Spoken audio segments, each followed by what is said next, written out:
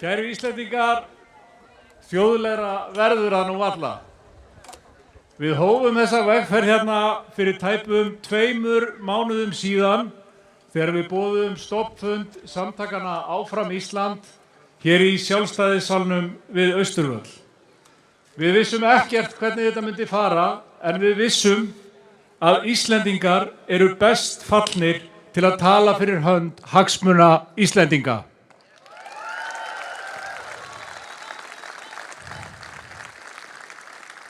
Ég var að ræða við Auði Eir hér í tjaldinu baka til og ég spurði hana, ekki í lagi að segja Guð hjálpar þeim sem hjálpa sér sjálfir?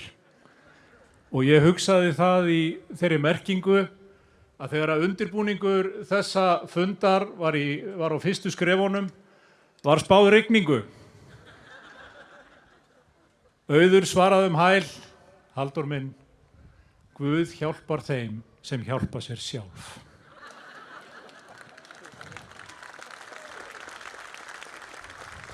Á stofnfundinum hér í NASA sögðum við að við varum fulltrúar jákvæðra nei-sinna.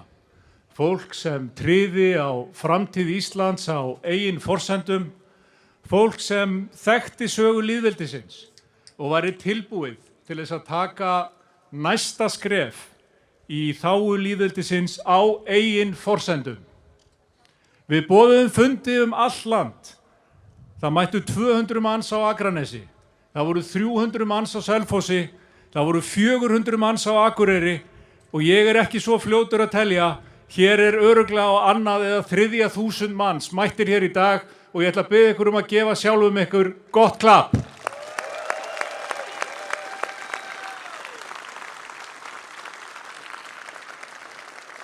Við lofuðum ykkur stuttum og snörpum fundi.